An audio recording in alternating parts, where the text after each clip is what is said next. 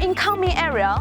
This area is in charge of receiving and distributing all materials for our factory, receives more than 250 batches of materials per day, and realizing barcode scanning to receive physical objects and carry out financial operations effectively through MES system so as to avoid errors. For the IQC part, here is the material appearance inspection area.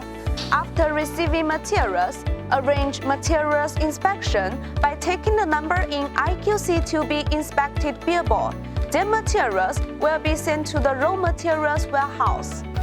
After FQC inspection, the product will be sent to the package area and the worker will clean the appearance of the product and self-check it and then send it to the inspection area.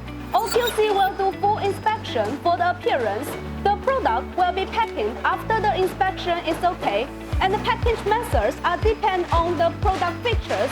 Small machines don't need pallets, but our big machines are packaged with wooden pallets, and the buffer foam will be put into all package boxes. After package, then the product will be transferred to storage. Before shipment, OQA will check again, and then allow the goods to leave factory after the inspection is okay. Now we are coming to the finished products warehouse and the logistics area. Here is used for storage and delivery. Our business model is to ship goods by order, so the products will be sent together and stored there temporarily. This is our delivering bulletin board. The delivering data are recorded in MES system so that the supplier, clients, or materials in production process and the finished products can be traced. Besides, the transportation management system can play a good role in logistics. We have our own ROS laboratory. In this classroom, we can make ROS tests now.